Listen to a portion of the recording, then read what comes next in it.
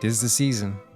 At this point in time, us deer hunters are completely engrossed in the preparations for the deer season ahead. So much so, some may say we are no different than a buck in rut. Blinders on and hyper-focused on a single important task. With such anticipation comes endless preparation. For many, that's countless hours of scouting and research. But for most, it's the cleaning gear, organizing gear, which leads us to the inevitable mouse click that results in the boundless supply of boxes delivered to our doorstep, with maybe, just maybe, that one piece of gear that will put us over the top this fall.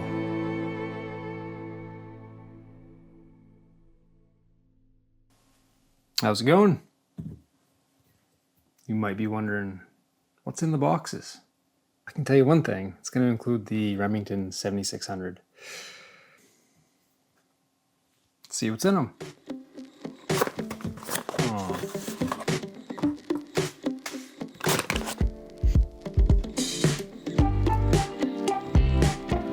Looks like that could be a peep sight.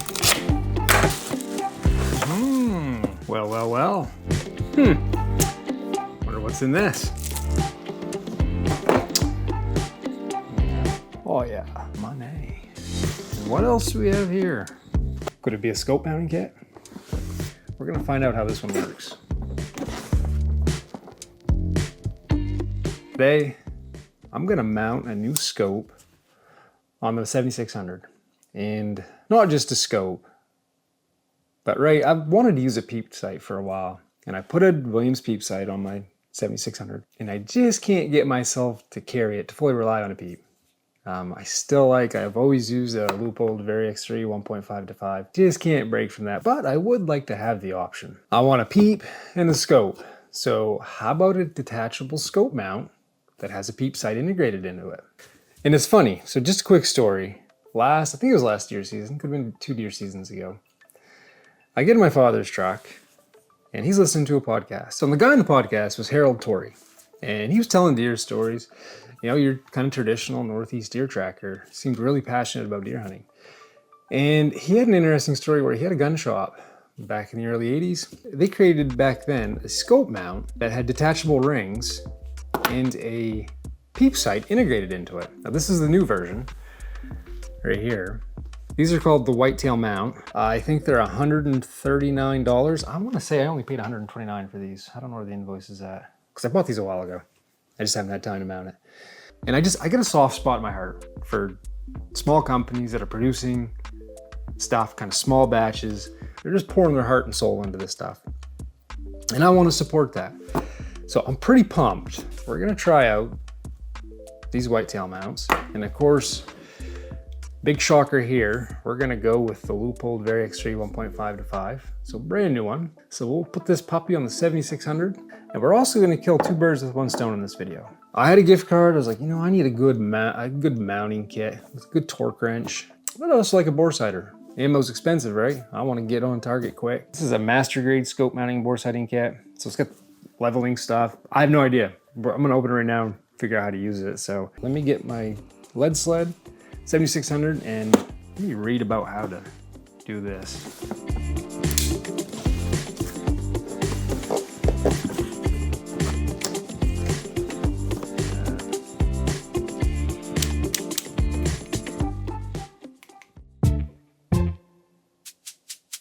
Okay. All right, I think I got this.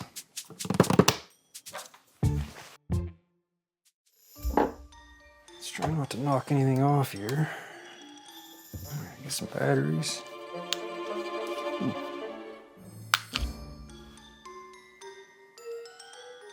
That'll work. Let's get the 7600.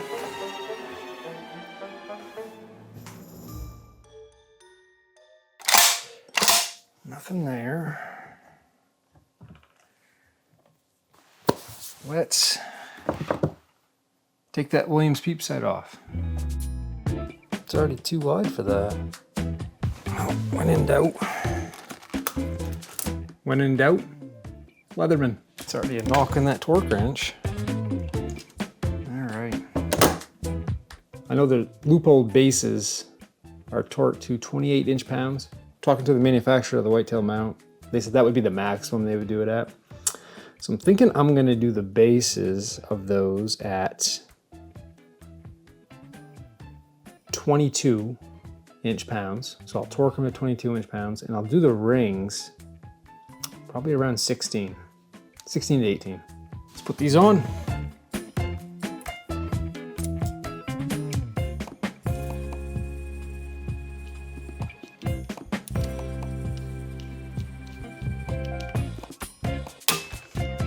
Go. That one. I'll show you from the back side what this looks like. This is what we got so far. Take those rings off and get the scope mounted. So the Leupold has a 1-inch tube, and these are, I think the Whitetail mounts come in a 1-inch and 30 millimeter. We're just gonna put them in loose. Well, let's not cross-thread anything here. Now let's figure out how to do this. All right, place assembled level right pro on gun barrel and scope. Okay, what the frig is that? It must be this little thingamajigger, right? Oh, that's magnetized, okay. All right, that's level. Let's see, my vise is as level as I can get it. Just like, let's get that level. So I guess the idea is that light is gonna shine through our scope. We can level it on this grid. We're gonna turn that light on. I wish that went a little bit lower for crying out loud. Get everything tried and true, and lock her down. Then we'll be ready to go shoot. Nice and crisp. Okay, let me kill the lights so we can see that. There we go. If I move this around, you can see our crosshairs. I just leveled them.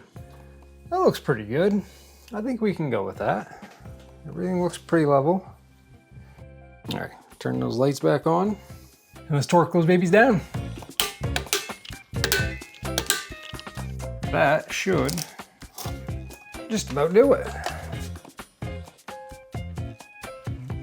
Looks pretty good.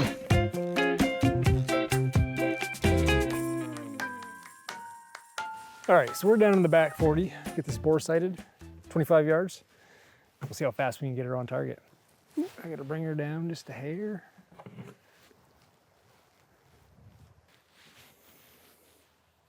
That should be good.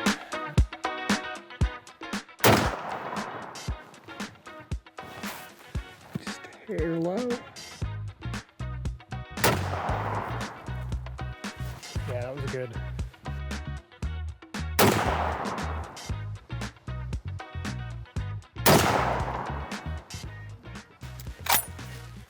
I think we're good. All right, now we're gonna take the scope off. I don't know about this. I need about an 8-inch target. I think I go right there. We'll give her a shot. I'm more or less interested to see how that scope holds zero with these mounts. So let's see.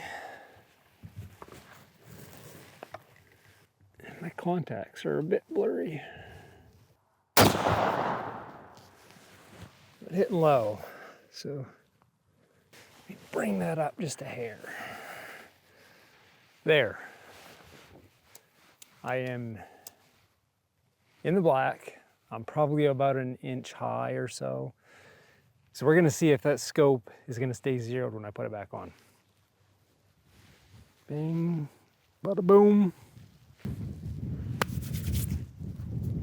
Let's see what happens. See what happens.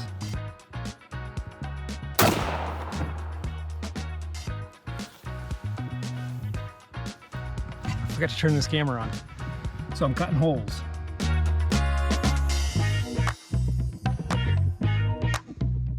So there, I put the scope back on. We are hitting right where I left off. I'm probably just a touch high. I'm probably gonna bring that scope down, shoot a few more shots just to get her back right dead center at 25. Yeah, that's pretty cool. Holds a zero. So we'll go talk about this for a minute.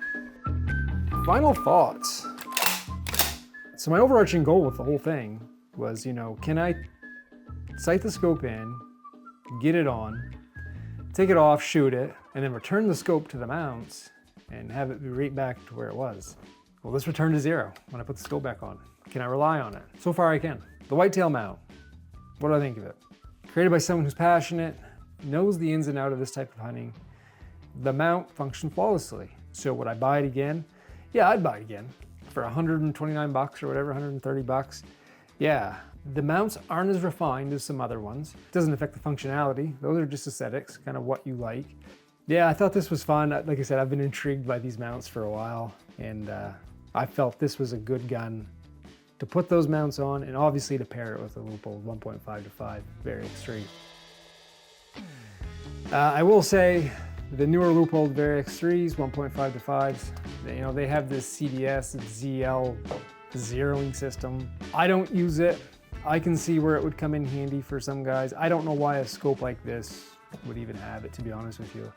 Other than maybe a little peace of mind on the field or something like that, to know that you can return it right to 0. It was a bit of a hassle to have to take that top turret off with 2 set screws. I had to take 2 set screws out, take that turret off, zero my gun that way. And it's intended to be zeroed at 100 yards, right? Not 25 yards. So this whole dial system is going to be pointless for me. Let me just add one thing. So I bought a mounting and bore sighting kit. And who the heck is it? It's by Real Avid. I wouldn't recommend this. I mean, for most people, I've always done scope. I mean, for the number of scopes that I mount, you know, the occasional, every 5 years or whatever. I mean, this is like 100 and something bucks. I wouldn't waste my money again on this. The bore sighting was convenient. But I mean, you can buy a bore sighter, but I mean, that basically actually got me right where I needed to be right away. So that was great, but as far as all the other, it was more of a frig than it was to just, I mean, come on, most of us, we mount a scope, put it on, you find something level to line up those crosshairs, maybe put it in a vise, and then match up those crosshairs with some level item around the house or whatnot. You can even use a flashlight going through the scope to kind of shine it on a level part of the wall or something like that. I think having a torque wrench is important because you can torque those screws down to the manufacturer's specifications and you know exactly what you torque them down to. You don't over torque them, which I have a habit of, you know, tighten it and then you're like, well, I don't want it to come loose. So you're like, we'll give it that little bit extra. And before you know it, you've stripped the head of the screw or whatnot. So a little peace of mind having a torque wrench, but the bits that came with this torque wrench, I couldn't get off the Williams Peep sight. It's a flathead screwdriver bit that is required to take that Peep sight off, and I used a freaking Leatherman. I think, yeah, don't waste your money. It ain't worth it. Not to me anyway. You know, even if I was doing it for a living, I don't think. Find something different. Yeah, whatever. I had a gift card, wanted to try it, and I got a torque wrench out of it and a bore sighter. So I guess there's no loss there. But anyway, I hope that, I don't know what the heck we even covered in this video. We went from mounting a scope to sighting it in and all kinds of stuff. So I hope you enjoyed it at the least and kind of gets you in the mood for deer season, get out and do a little bit of shooting and check out these mounts. They're pretty cool. Hope you enjoyed it. Until next time, get outside. It's good for the soul. See ya.